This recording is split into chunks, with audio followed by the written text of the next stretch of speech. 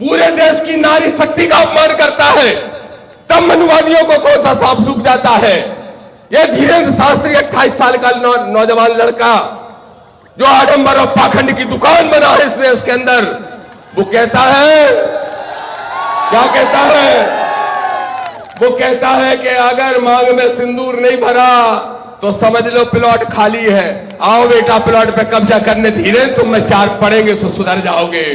ये दामोदर चुनौती से कहता है, तब नारी का अपमान नहीं होता। एक वो बैठा है लिपस्टिक लगा के कथा करता है मथुरा में, कौन सा आचार है, अनिरुद्धा, क्या नाम है, क्या कह रहा है, 25-26 साल में तो 4-4 जगह मुंह मार किया जाती है महिलाएं, तब महिलाओं का अपमान नहीं। और अगर संतोष ने बोल दिया कि सामाजिक समरसता के लिए रोटी बेटी का व्यवहार कर लो तो महिलाओं का अपमान, तो दामोदर यादव, विनय रतन और चंद्रशेखर आजाद का एक ही नारा, जो गरीब को, दलित को, पिछड़े को सताएगा हम उसके साथ उसके भाई बन के खड़े होंगे, उसकी ढाल बन के खड़े होंगे। ये गलत क्या है, धार्मिक ग्रंथ है। मैंने कहा मनुस्मृति ने औरतों के बारे में बुरा से बुरा लिखा, हम सब बहुसंख्यक लोगों के बारे में जिनको आप शूद्र कहते हो उनके बारे में जीवन जानवर से बुरा देने का काम किया।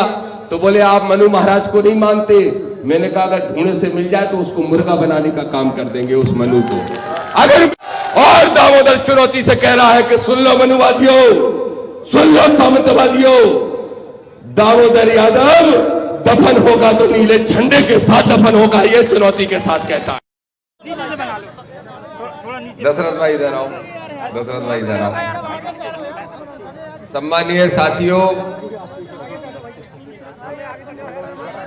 सबसे पहले तो जरा ये बताओ, ग्वालियर चंबल के ही रहने वाले हो ना, तो जोश कितना है? जरा आखिरी तक राष्ट्रीय अध्यक्ष के सम्मान में तालियां बजना चाहिए, आखिरी तक जोरदारी के साथ, आखिरी तक। हाँ जोश है, समझ गए, है जोश है। ऊपर भी खड़े, सब तरफ देख रहा हूं। हाँ बंधुओं, बहुत समय हो गया, इसलिए बहुत लंबी चौड़ी बात नहीं रखूंगा। मुझे भी आदरणीय विनय रतन साहब को सुनना है, लेकिन 5 मिनट 10 मिनट में 2-3 बातें आपके बीच में रख देता हूं, ठीक है ना? जो बात अच्छी लगे जोरदार तालियां बजाते ही रहना आप। जब तक मुझे तालियों की आवाज सुनाई देगी मेरी आवाज भी उतनी तेजी से गूंजने का काम करेगी, ठीक है कि नहीं? और ये तो कह रहे थे सुनील अस्ते जी कि ग्वालियर तक आवाज जाना चाहिए, मैं तो कह रहा हूं आवाज पंडोखर तक जाना चाहिए। और वो कौन सा है? बागेश्वर, वहां तक जाना चाहिए कि नहीं? सबसे पहले तो सुनील बैरसिया जी कहां हैं? एक बार खड़े हो जाइए बैरसिया जी। बैरसिया जी और इनकी पूरी टीम के लिए तालियां बजाइए, बहुत बहुत धन्यवाद। एक जोशीली जगह पे जोशीला कार्यक्रम और ऐतिहासिक कार्यक्रम और ऐतिहासिक दिन करने के लिए आपको बहुत बहुत बधाई, बहुत बहुत शुभकामनाएं सुनील बैरसिया जी को। सम्मानीय साथियों, हमारे नेता सदन के अंदर जोरदार आवाज उठाने वाले आजाद समाज पार्टी के राष्ट्रीय अध्यक्ष और सांसद भाई चंद्रशेखर आजाद जी तक भी आवाज पहुंचे और उन तक संदेश तो लगातार पहुंच ही रहा है। तो ये संदेश जरूर उन तक पहुंचे कि अगली बार जब 2028 का विधानसभा का चुनाव आएगा तो पिछोर की सीट भी उनके ही खाते में आएगी। ये संदेश देने का काम हमें करना है। हमारे बीच में ना सिर्फ दलित समाज का, ना सिर्फ गरीब वर्ग का, बल्कि शोषित वंचितों की आवाज बनने का काम, उनकी लड़ाई लड़ने का काम करने वाले भीम आर्मी भारत एकता मिशन के राष्ट्रीय अध्यक्ष और मेरे ऊर्जावान भाई आदरणीय विनय रतन साहब के लिए एक बार जोरदार तालियां बजाने का काम सब साथी करें। हमारे नए नवेले नवनियुक्त मध्य प्रदेश आजाद समाज पार्टी के प्रदेश के प्रभारी और इंदौर के रहने वाले मालवा के साथी का भी ग्वालियर अंचल में विनोद अम्बेडकर जी का भी स्वागत करने का काम आप सब साथी करें। हमारे पार्टी के फाउंडर मेंबर सुनील अस्ते जी, जो कि समय समय पर सबको मार्गदर्शन देने के साथ साथ सामंजस्य बनाने का काम करते हैं। पूर्व प्रदेश अध्यक्ष हमारे ग्वालियर अंचल के ही और आपके पूरे प्रदेश का आजाद समाज पार्टी का जो नेतृत्व कर रहे हैं सम्माननीय सत्येंद्र विद्रोही जी, हमारे बीच में नीरज भाई और मेरे छोटे भाई के समान, छोटे भाई के सब है हमारे सगे, लेकिन मैं जिनको अपना छोटा भाई मानता हूं ऐसे ऊर्जावान नेता भाई अनिल गुर्जर जी के लिए भी आप सब तालियां बजाने का काम करें। मंचासीन सभी नेता इधर खड़े हैं, ये भी हमारे संघर्ष के साथी, इधर खड़े हैं, ये भी हमारे संघर्ष के साथी, ये हमारे गायक साथी और मिशन के साथी राजू भारती जी, और यहां पर मौजूद हमारे वकील साहब से, अमर सिंह भाई साहब से लेके और हमारे बौद्ध साहब से लेके अमोल रावत जी, अमित लोधी जी, राजकुमार प्रजापति जी और राहुल वाल्मीकि जी, नीरज संसोरिया जी और सब साथी, अगर किसी के नाम भूल गए हो तो क्षमा करना, समय का भाव है बेटा, समय चलेगा कि नहीं, ये नौजवान खड़े हैं, इनकी बात पहले सुननी पड़ती। तो सोनू, राकेश, सब साथियों को मैं कहूंगा और आप सभी साथियों को जय भीम। मेरे साथ जोरदारी से नारा लगाना मुट्ठी बंद करके, जय जय जय जय जय भीम, जय जय जय जय जय भीम। साथियों, आपको याद होगा विधानसभा चुनाव के पहले मैं पिछोर आया था और पिछोर आके मैंने कहा था, अमर सिंह भाई साहब, यहां पे बहुत लंबे समय से 30-35 साल से एक विधायक बन के बैठे थे। विधायक वोट तो ले लेते हमारे गरीबों के, लेकिन जब कुछ देने की बात आती तो सिर्फ अपनी बिरादरी वालों को देने का काम करते थे। मैंने विधानसभा चुनाव के बाद पहले आके कहा, मैंने कहा पिछोर में कि अगर अपना भला करना चाहते हो तो इस चुनाव में इनको हराने का काम कर देना। किनको? समझ गए? समझ गए? किनको?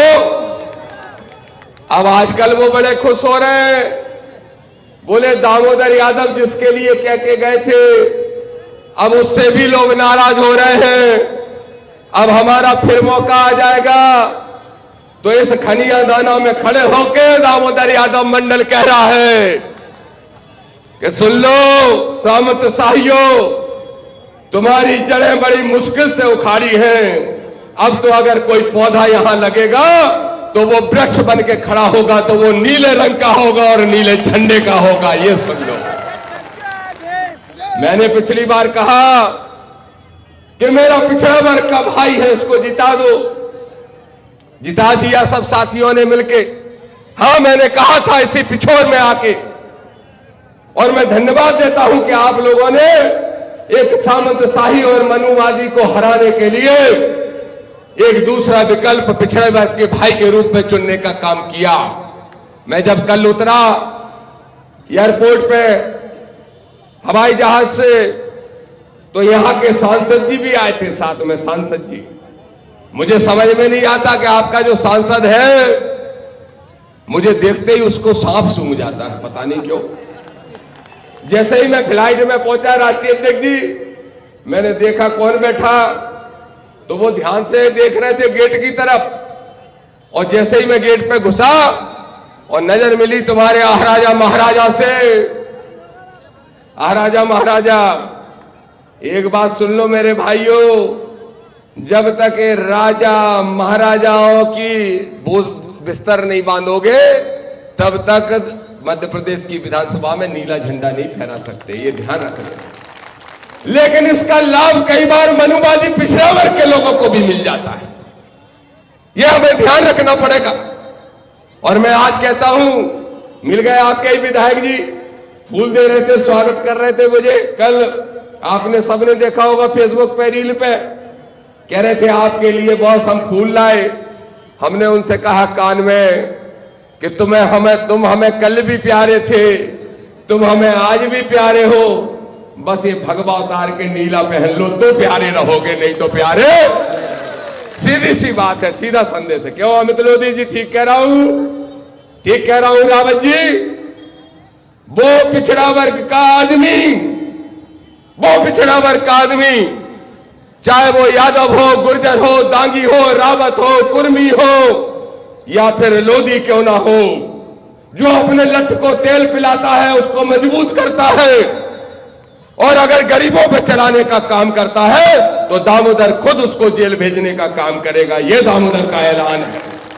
लेकिन अगर वो पिछड़े वर्ग का भाई हमारे बाबा साहब का सम्मान करता है, हमारे भाई चंद्रशेखर आजाद जी के मिशन को हमारे भाई विनय रतन जी के हाथ से हाथ मिलाकर अगर सुनील बैरसिया सहित हमारे साथियों का साथ देने का काम करता है तो वो दामोदर के दिल में बसेगा और दामोदर आधी रात को उसके लिए संघर्ष करने का काम करेगा।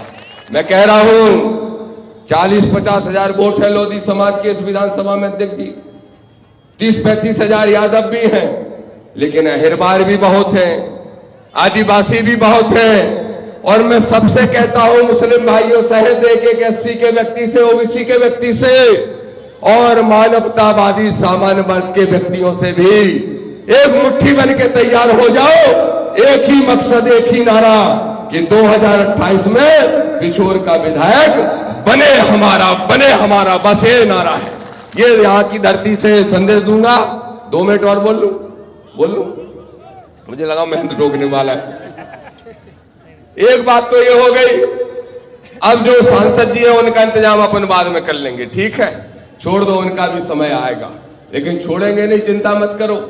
ये राजा महाराजाओं ने बहुत पानी भरवाए हम लोगों से, हमारे पुरखों से अपने महल बनवाए फ्री में, चिंता मत करो, उन महलों की एक एक ईंट निकाल लेंगे, एक एक ईंट। उन सारी ईंटों पे हमारा हक है, इस लोकतांत्रिक व्यवस्था का हक है, इस संवैधानिक व्यवस्था का हक है, इसलिए चिंता मत करो। एक और बात कहूंगा मेरे साथियों, संतोष वर्मा की बात होती है, संतोष वर्मा की आपने सुना, एक आईएएस ने अगर ये कह दिया कि रोटी बेटी के व्यवहार के बिना सामाजिक समरसता नहीं आ सकती, फांसी चढ़ाने लगे, उसको सूली चढ़ाने को तैयार हो गए। फिर कहा आदरणीय सांसद चंद्रशेखर आजाद जी ने इंदरगढ़ में कि कितने संतोष वर्मा मारोगे, हर घर से संतोष वर्मा, दामोदर मंडल और रविंद्र भाटी निकलेगा। तो उसके बाद घेर लिया मीडिया ने मुझे भोपाल में और बोले आप ऐसे आदमी का साथ दे रहे हो, आपके नेता साथ दे रहे हैं कि जो बेटियों का अपमान करता है। मैं कहता हूं कि संतोष वर्मा ने तो बेटी का अपमान नहीं किया था, लेकिन इस बात का जवाब दो, एक अंधा बाबा है, अंधा ऐसे ऐसे करता रहता है, पता है, ऐसे ऐसे लाइट डिम है कि लाइट फ्यूज है, मैं मालूम नहीं है, लेकिन क्या कहता है, वाइफ को बोलता है W4 वाइफ इंजॉयमेंट का साधन है बोलता है, पूरे देश की नारी शक्ति का अपमान करता है, तब मनुवादियों को कौन सा सांप सूख जाता है। यह धीरेन्द्र शास्त्री 28 साल का नौजवान लड़का जो आडंबर और पाखंड की दुकान बना है इस देश के अंदर, वो कहता है, क्या कहता है, वो कहता है कि अगर मांग में सिंदूर नहीं भरा तो समझ लो प्लॉट खाली है, आओ बेटा प्लॉट पे कब्जा करने, धीरे तुम में 4 पड़ेंगे तो सुधर जाओगे। ये दामोदर चुनौती से कहता है, तब नारी का अपमान नहीं होता। एक वो बैठा है लिपस्टिक लगा के कथा करता है मथुरा में, कौन सा आचार है, अनुरुद्धा, क्या नाम है, क्या कह रहा है, 25-26 साल में तो 4-4 जगह मुंह मार किया जाती है महिलाएं, तब महिलाओं का अपमान नहीं। और अगर संतोष ने बोल दिया कि सामाजिक समरसता के लिए रोटी बेटी का व्यवहार कर लो तो महिलाओं का अपमान, तो दामोदर यादव, विनय रतन और चंद्रशेखर आजाद का एक ही नारा, जो गरीब को, दलित को, पिछड़े को सताएगा, हम उसके साथ उसके भाई बन के खड़े होंगे, उसकी ढाल बन के खड़े होंगे, ये चुनौती के साथ कहते हैं। दूसरा एक और बात कहूंगा, मूर्ति का विरोध हो रहा है, भीम आर्मी आजाद समाज पार्टी ने ये लड़ाई लड़ी, आदरणीय विनय रतन जी वो लड़ाई लड़ने खुद आए थे ग्वालियर में, और ग्वालियर में आके कहा कि स्टेच्यू लगा के रहेंगे। एक वकील है, भौंकता रहता है वहां बैठ के, ग्वालियर के अंदर एक वकील है, और भाषा क्या बोल रहा है, फरसे से संतोष का गला अलग कर दूंगा। मैंने कहा इसकी डिग्री चेक कराओ, ये फर्जी डिग्री लेके घूम रहा है, वकील हो ही नहीं सकता। क्योंकि किसी वकील की राय सिंह बौद्ध साहब, ऐसी भाषा हो सकती है क्या?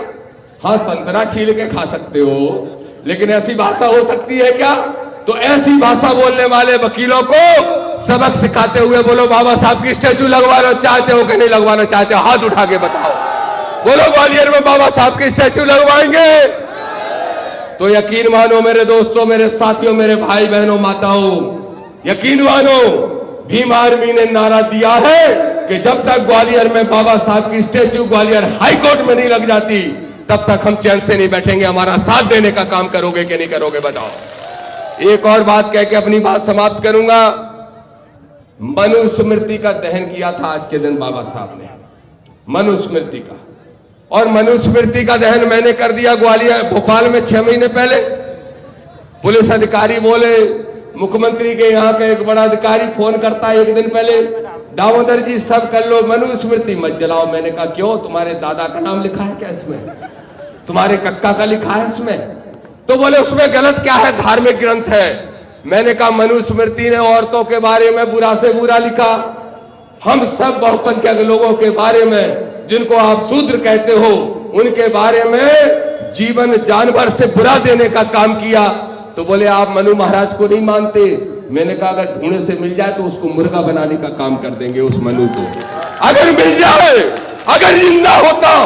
कहता है दामोदर यादव चुनौती से, और ये आवाज, ये साहस, ये लड़ाई लड़ने का जज्बा अगर किसी से दिया है तो किसी मनु ने नहीं दिया, सिर्फ डॉक्टर बी.आर. अम्बेडकर बाबा साहब ने दिया है।